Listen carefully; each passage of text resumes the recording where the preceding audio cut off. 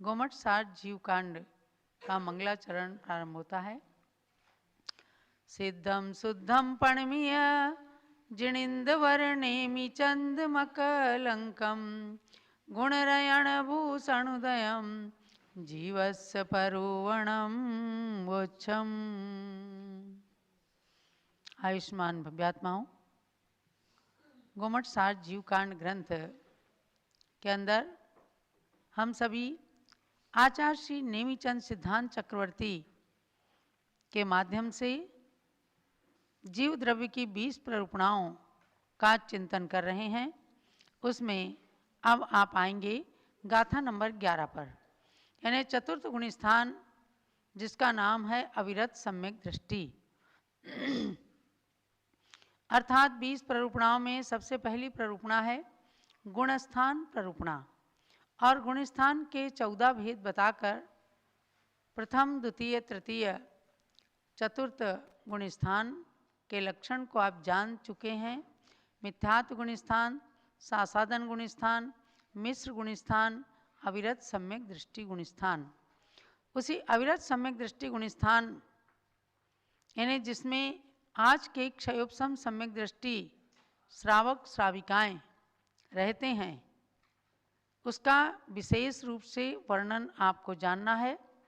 10वीं गाथा के माध्यम से आपने जाना कि अनंतानुबंधी चतुष्क और मिथ्यात्व की 3 प्रकृतियां, मिथ्यात्व, सम्यक मिथ्यात्व और सम्यक प्रकृति, इन 3 को मिलाकर दर्शन मोहनी की 7 प्रकृतियां कही जाती हैं।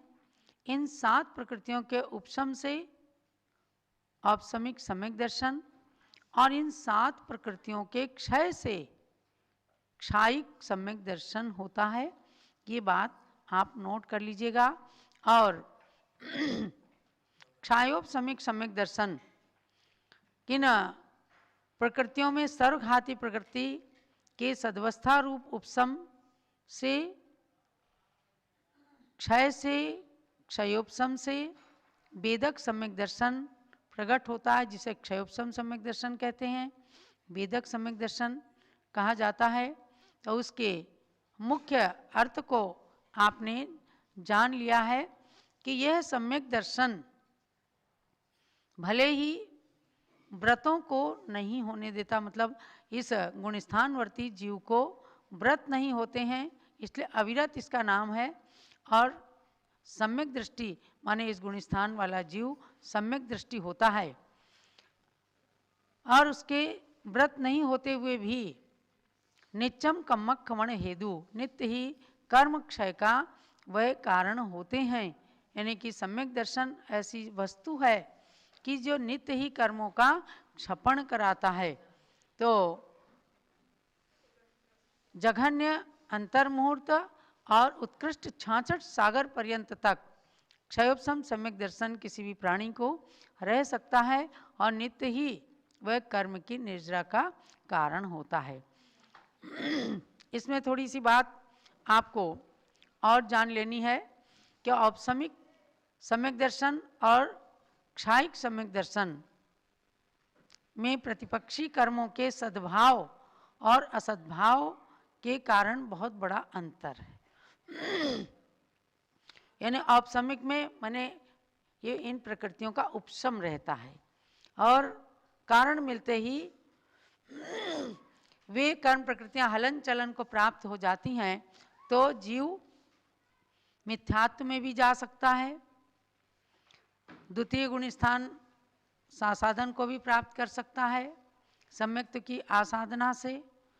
सम्यक्त और मिथ्यात्व रूप मिश्रित परिणाम हो जाए तो तृतीय गुण स्थान को भी प्राप्त कर सकता है, और चतुर्थ गुण स्थान में भी रह करके चल मलिन अगाढ़ दोषों से सहित होकर क्षयोपशम सम्यक दर्शन में रह सकता है, अथवा इन 7 प्रकृतियों का क्षय करके केवली शुद्ध केवली के पादमूल में क्षायिक सम्यक दर्शन होता है। तो यदि इन 7 कर्म प्रकृतियों का नाश कर देता है तो क्षायिक सम्यक दर्शन हो सकता है, और वो क्षायिक सम्यक दर्शन एक बार होने के बाद पुनः छूटता नहीं, वो हमेशा हमेशा के लिए रहता ही है।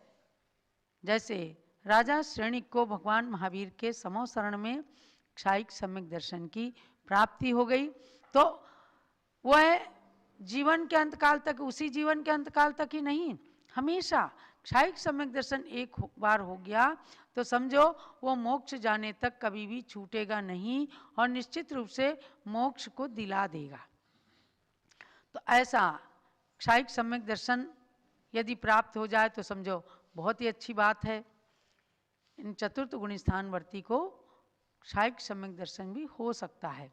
अब अगली गाथा में हम चलते हैं, उसी चतुर्थ गुण स्थानवर्ती जीवों की विशेष परिणामों की और विशेष व्यवस्था की बात को ये गाथा बतलाती है। सम्मा इट्ठी जीवो उवैठम पवयणम तु सद्दहदी, उवैठं पव्यणं तु सद्दहदी, सद्दहदी असभावम, सद्दहदी असभावम्, अजानमानो गुरुनियोगा। अजानमानो गुणोनियोगा। सामूहिक गाथा पढ़ेंगे। सम्मा इट्ठी जीवो उवैठम पवयणम तु सद्दहदी, सद्दहदी असभावम, अजानमानो गुरुनियोगा। सम्यक् दृष्टिर्जीवः उपदिष्टं प्रवचनं तु श्रद्दधाति, श्रद्दधात्यसद्भावमज्ञायमानो गुरुनियोगात्। हमारे पूर्वाचार्यों के मुख से, यानी जो परम वीतरागी गुरु हुआ करते थे, वे भगवान की दिव्य ध्वनि से प्राप्त अपने पूर्ववर्ती आचार्यों की वाणी को आधार बना करके इन गाथा सूत्रों का उच्चारण करते हैं। बड़े ही भावों के साथ इनका उच्चारण करने से शीघ्र ही याद होती हैं गाथाएं और स्मरण शक्ति बढ़ती है। क्यों? उनके रचने वाले, ग्रंथ रचने वाले आचार्यों के प्रति भी पूर्ण विनय भाव रखा जाता है, तब श्रुत का समावेश अच्छी तरह से होता है। आपको जानना है कि इसीलिए ग्रंथ के स्वाध्याय के प्रारंभ में श्रुत भक्ति, आचार्य भक्ति करने का नियम बताया गया है। श्रुत भक्ति का मतलब है जिस ग्रंथ को पढ़ रहे हैं उस ग्रंथ के प्रति परम आदर भाव। आचार्य भक्ति का मतलब है उस ग्रंथ को रचने वाले आचार्य के प्रति परम श्रद्धा का स्रोत प्रवाहित करने के लिए आचार्य भक्ति पढ़ी जाती है। तो ऐसे आचार्य नेमिचंद्र स्वामी के द्वारा रची गई इस 11वीं गाथा को बहुत ही भक्ति के साथ पढ़कर और उसका अर्थ श्रवण कीजिएगा। सम्मा इट्ठी जीवो माने सम्यक दृष्टि जीव, उव इट्ठम पवयणम तु सद्दहदी माने जो उपदिष्ट है, किसके द्वारा? सर्वज्ञ भगवान के द्वारा जो उपदिष्ट तत्व और पदार्थ हैं उनको प्रवचन शब्द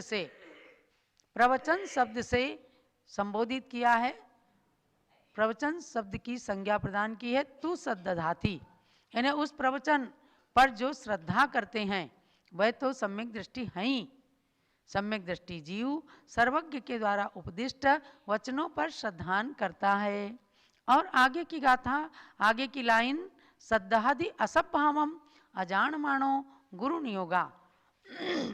किंतु नीचे की लाइन के अर्थ को आप समझना कि सर्वज्ञ भगवान के द्वारा उपदिष्ट प्रवचन पर तो श्रद्धान करता ही है क्योंकि सम्यक दृष्टि है, किंतु अजानमानो गुरु नियोगा, कोई अज्ञायमान गुरु के नियोग से, यानी भ्रांतिवश किसी अज्ञानता के कारण जिस गुरु से ग्रंथ का ज्ञान प्राप्त कर रहे हैं, उन्होंने अज्ञानतावश यदि कोई चीज गलत भी बता दी तो असद्भावम सद्दहदी, तब वह विपरीत अर्थ का भी श्रद्धान कर लेता है, असद्भाव का भी श्रद्धान कर लेता है, तो भी सम्यक दृष्टि है क्योंकि गुरु पर उसको श्रद्धान है। ये बहुत विशेष बात कही है कि स्वयं के अज्ञानवश अरिहंत देव का जो ऐसा ही उपदेश है, इस बात को ग्रहण कर समझ करके यदि कदाचित किसी पदार्थ का विपरीत श्रद्धान भी करता है तो भी वो सम्यक दृष्टि है, क्योंकि उसने भगवान पर श्रद्धान किया है।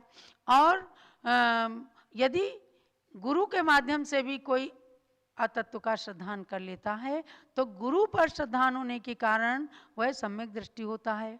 आपने अंजन चोर की तो खूब अच्छी कहानी सुनी। आड़म ताणम कछु न जानम सेठ वचन परिमाणम।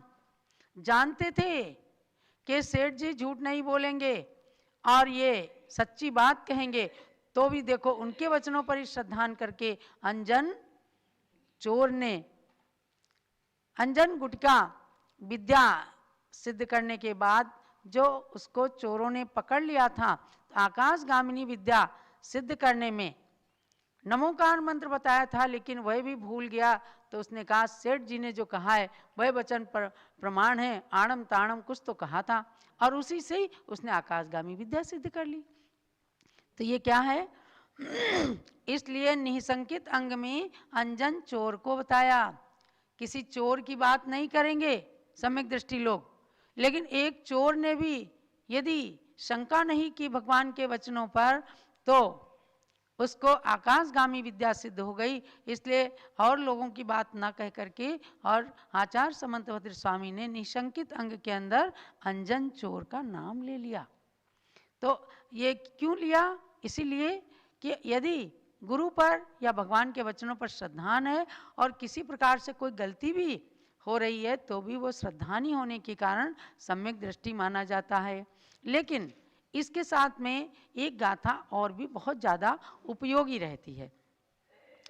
गाथा नंबर 12।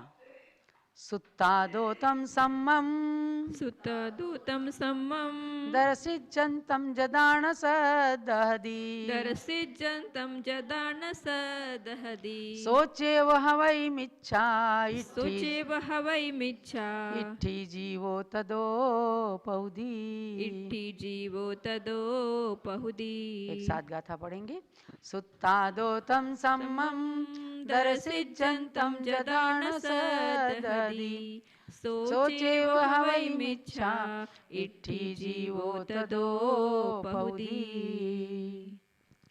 सूत्रात्तं सम्यक् दर्शयन्तं यदा न श्रद्दधाति स चैव भवति मिथ्या दृष्टिर्जीवस्तदा प्रवृत्ति। यानी सठखंडागम जैसे सिद्धांत ग्रंथ के सार को बताते हुए नेमी चंद्राचार्य कहते हैं कि एक सम्यक दृष्टि जीव श्रद्धान के कारण अज्ञायमान गुरु के नियोग से यदि अतत्व पर भी श्रद्धान कर लेता तो सम्यक दृष्टि है। किंतु आगे देखिए, सुत्तादोतम सम्मम, यदि किसी के द्वारा गणधर आदि सूत्र के द्वारा कहे गए सूत्रों का आश्रय लेकर के किसी आचार्य आदि ने दर्शित जनतम कोई बात बता दी कि आपने अब तक जो श्रद्धान किया है वो गलत है, देखो सूत्र में ऐसा कहा है, हमारे भगवान ने ऐसा कहा है, तो जदाना सद्दहदी उन सूत्र वचनों को भी देख करके यदि वह सम्यक दृष्टि जिसने अपने को सम्यक दृष्टि मान रखा है वह यदि श्रद्धान नहीं करता है तो सो चेव हवई मिच्छा इट्ठी जीवो तदो पहुदी।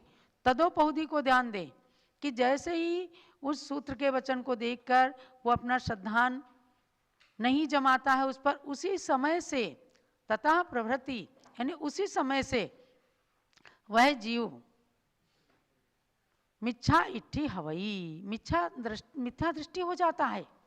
ये गाथा इतनी अधिक महत्वपूर्ण है, इसको अपने मन के अंदर एकदम जमा लेनी चाहिए कि हमने कोई गलत धारणा अपने निमित्त से, शास्त्र में नहीं समझने के निमित्त से, किसी पक्षपाती के निमित्त से कोई गलत श्रद्धान बना लिया है।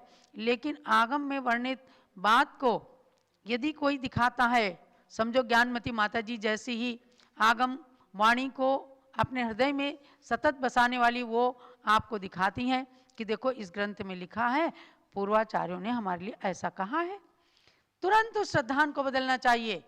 हम गलत हो सकते हैं, हमारी निज वाणी गलत हो सकती है, लेकिन जिन वाणी गलत नहीं हो सकती, ऐसा ये गाथा बताती है। और यदि नहीं माने, अपने पक्ष को ही रखा, एकांत पक्षी बन गए, तो उसी समय से हम मिथ्या दृष्टि हो जाएंगे। इसलिए महानुभावों, चतुर्थ गुण स्थान में भी अपने श्रद्धान को दृढ़ रखना, और आपके प्रांत में या आपके मन के अंदर कोई धारणा हो सकती है, लेकिन जिनागम की धारणा को मन के अंदर बिठा लेना, ताकि आपके सम्यक्त में मलिनता ना आने पाए, आपका सम्यक्त छूटने ना पाए। इस बात को बताया गया है कि चतुर्थ गुण स्थान वर्ती होते हुए भी आप क्षयोपशम सम्यक दर्शन के अंदर दृढ़ता ऐसी प्राप्त कर लें, आने वाले काल में कभी हमें भगवान तीर्थंकर का पादमूल मिले तो हम उन्हीं 7 प्रकृतियों के उपशम क्षयोपशम से जो औपशमिक और क्षयोपशमिक सम्यक दर्शन हमने प्राप्त किया, अब उसका क्षय करके क्षायिक सम्यक दृष्टि बन जाएं। समझ गए? हाँ, ऐसे गुरु वचनों पर और जिनेंद्र भगवान के वचनों पर श्रद्धान करते हुए अपने सम्यक दर्शन को दृढ़ बनाना। अब देखो, यह प्रकरण समाप्त हुआ। यह है गोमठ सार जीव कांड सार की बात। आज मैंने आपको 2 गाथाएं इसलिए बताई कि दोनों का संबंध एक में जुड़ा है।